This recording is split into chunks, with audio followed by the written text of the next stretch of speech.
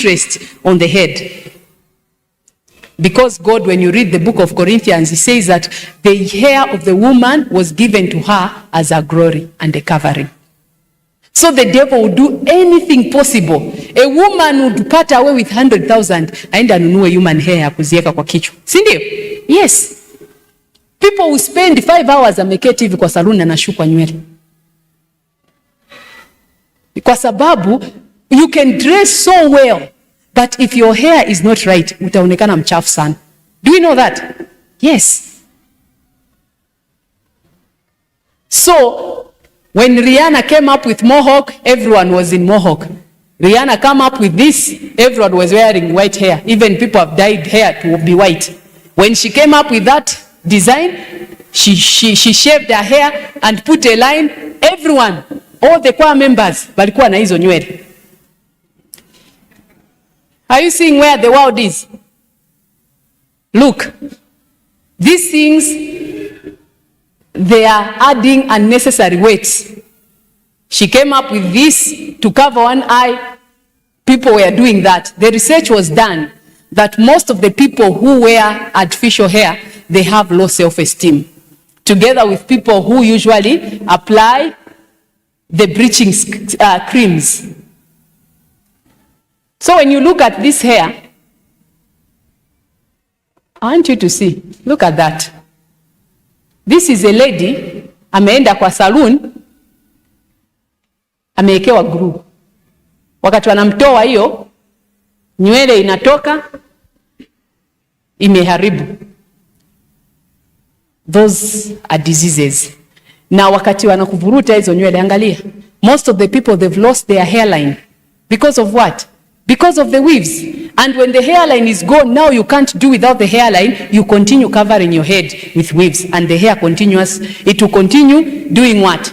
Coming out. And that is what she was writing. This is 1871. Imagine. She said, in consequence of the brain being congested, its nerves lose their health action and take on morbid condition, making it almost impossible to arouse the moral sensibility. Such lose their power to discern sacred things. You see how dangerous it is? When you start putting those things, you lose the sense of discerning sacred things. You cannot discern between good and evil. So it says that the unnatural heat caused by these artificial deformities about the head induces the blood to the brain, producing congestion and causing the natural hair to fall off, producing what? Baldness. This is what she was writing in 1871 when there was no weave. And then we have another trend that has come into the church. 2 years ago, I was in Zambia. A year ago, I was in Zambia. I went to my local church. I found almost 80% of young ladies, they had dreadlocks.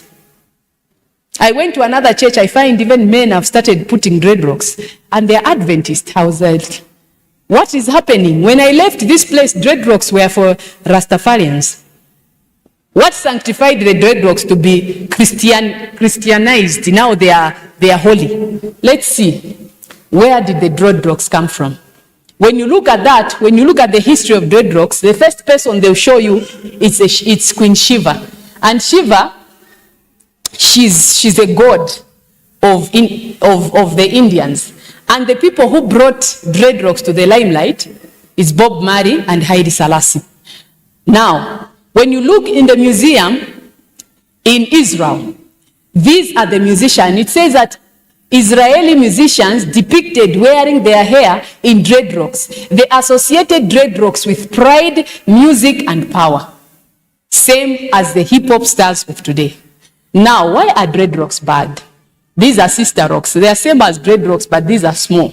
So these are the people. Now the devil knows that people love dreadlocks. They've put even the weaves which are in dreadlocks. Are you seeing? Those are dreadlocks.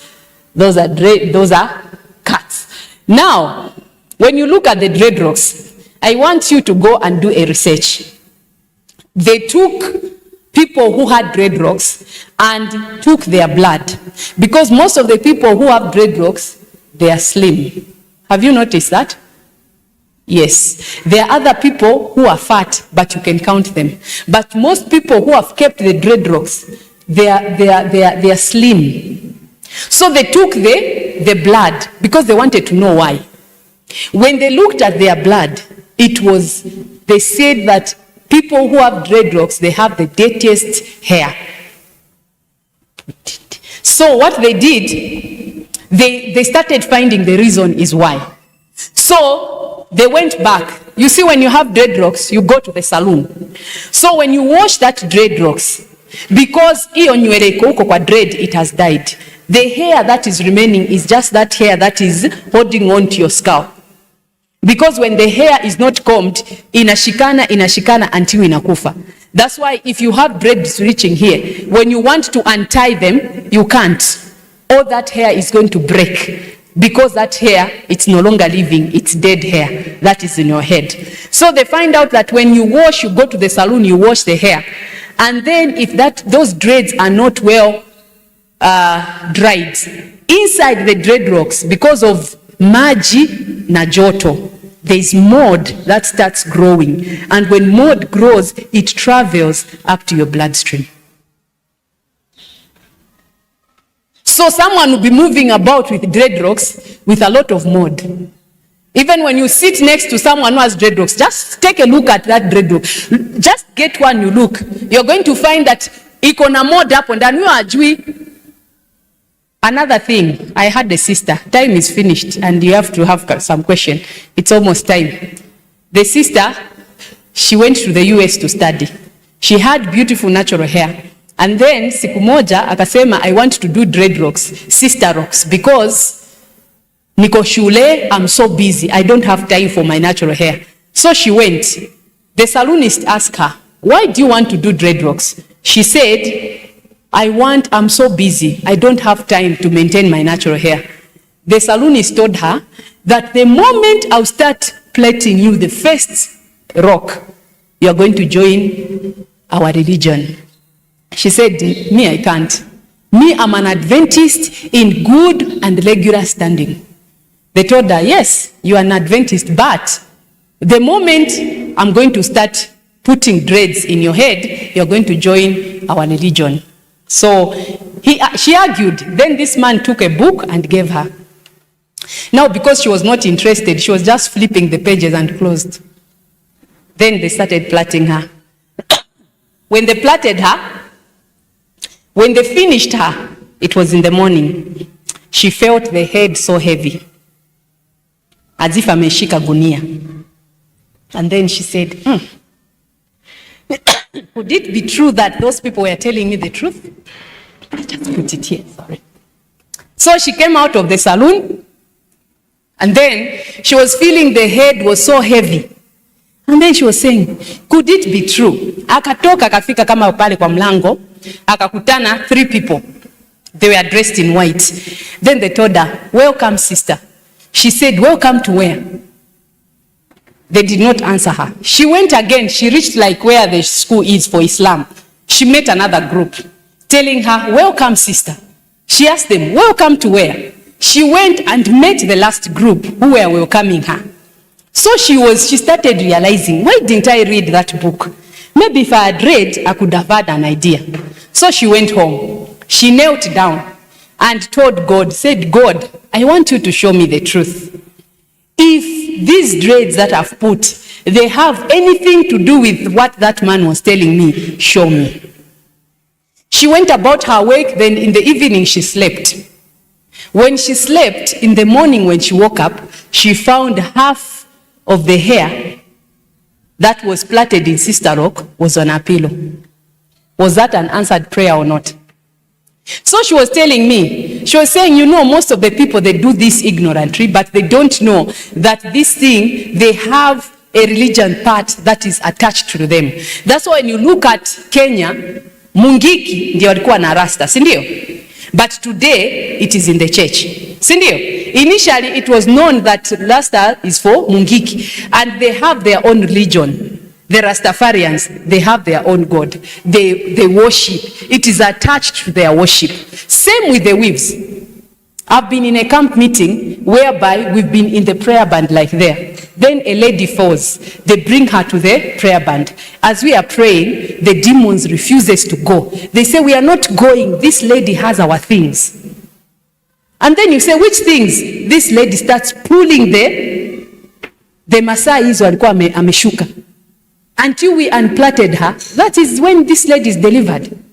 So someone got demon possessed just by wearing the weaves. That's why God is telling us, keep thy heart with all diligence, because out of it are the issues of life. There are many people who have put on the weaves and their marriages are on the rocks. They don't know that it is just that weave that is on the head that has brought all those problems.